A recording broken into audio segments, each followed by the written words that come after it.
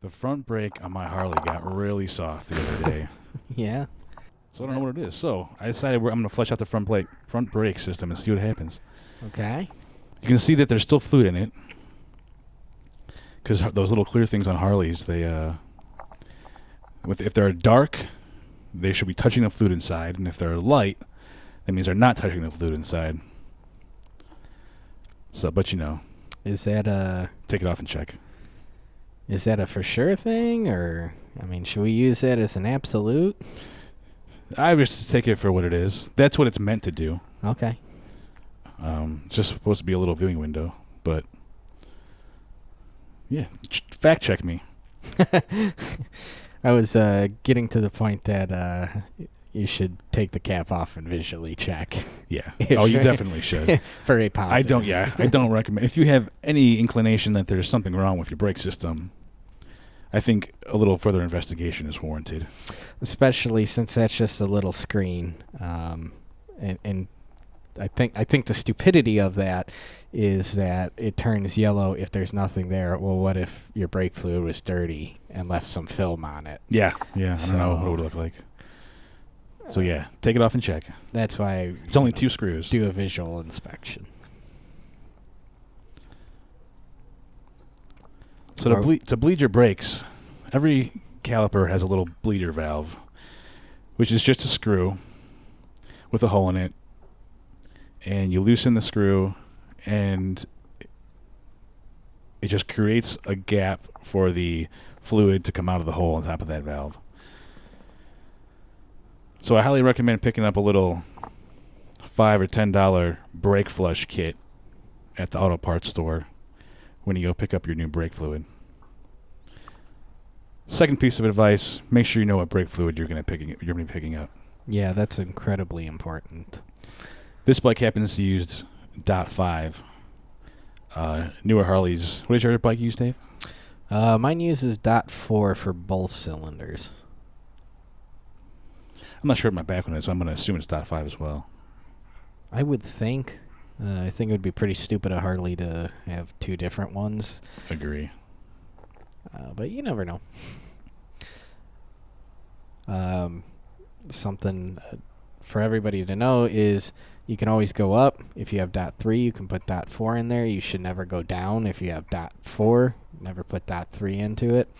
The reason behind that is the operating temperatures are different. And not compatible with anything is .5. So to flush your brakes out, the process is as follows. You put pressure on the brake lever, and then while you maintain that pressure on the brake lever, you crack open the bleeder valve, continue to hold pressure, which is going to cause the brake lever to go down, and then close the bleeder valve. And do not release the brake lever until you close the bleeder valve. Yeah, that's about the most important part right there. If you do, you'll suck air back into the system, which defeats the entire purpose of what you're doing here. So if you guys need to see that again, just run the video. But you're going to do that over and over and over again until A, you have no more air bubbles, or B, in my case, since I was flushing the fluid out, and you'll see coming up here, the fluid was actually a different color. So I was looking for the new fluid to be all the way through the system. Yeah, something so people should know, .3 and 4 fluid comes in a yellow color. .5 comes in a purple color, so you can't make that mistake. It's interesting that's yellow. I assume somebody flushed your brakes at some point and put .4 in it. Yeah, I'm not sure what they were thinking, even though it says right on the reservoir, .5. Yeah, that's not good. It's not good for the seals either. So, stay tuned for the Rebuild the Caliper episode. So you see I just put more fluid in the reservoir. So when you're doing this, you keep an eye on the reservoir because you don't want the reservoir to run empty. Because what you're doing is pushing all that fluid in the reservoir down through the system. And you do not want to get air into the system. And if you let the reservoir run dry, you're going to start pushing air into the system. And basically going to make yourself start all over again. The reason we want to get all the air out of the system is because hydraulic fluid is not compressible and air is compressible. So when you step on the brake pedal, or in this case pull the brake lever, under a braking condition, the air will compress and you won't have as much pressure on the pads. Also, if there's air in the system, you can cause a issue, sometimes known as brake fade, and that is where the brake fluid will hit its boiling point. Now, it can't boil if there's no air in there because there's no room for expansion. It's under pressure. So the boiling point, the temperature changes. It'd be much, much, much higher. But with any air in that system, the boiling point becomes much lower. So the brake fluid will actually boil, and that defeats the whole purpose of having a hydraulic system.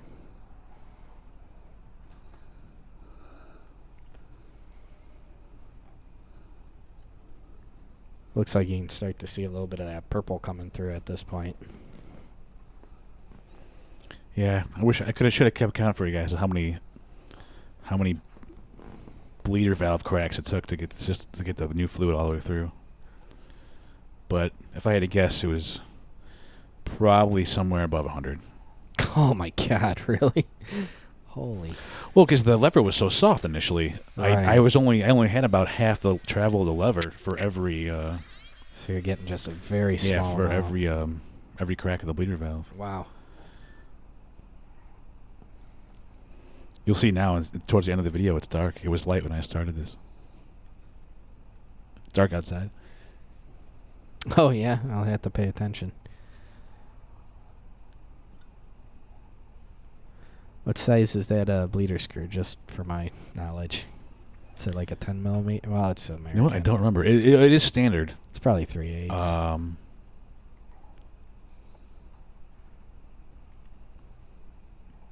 Yeah, for people at home, typical bleeder screw sizes are 3/8 or 5/16. I'm sure there's some oddballs out there, but that's basically what you're going to find on cars and bikes.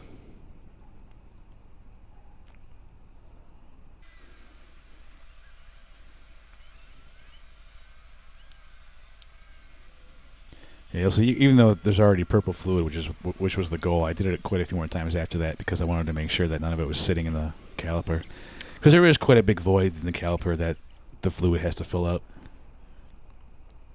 Yeah, that was a smart move. Make sure, and especially since they're not compatible, it's a smart move to get that all flushed out. Make sure there's no traces of the old stuff in there. So even after it's purple, keep going, keep going. But that's basically it. Nice job not over-torquing that master cylinder. Yeah, you got to be careful on these Harley, these gaskets. They're very thick and soft. If you over-torque them, then you're going to squeeze the gasket out of the side, and probably it's going to cause it to leak. Because when you're riding, right now when the bike's sitting and the handlebars are turned to the left, the reservoir is level. When you're riding, it's to the right, and you're probably going to leak some fluid. Yeah. And going 60 miles per hour, it's going to be all over your bike and your face.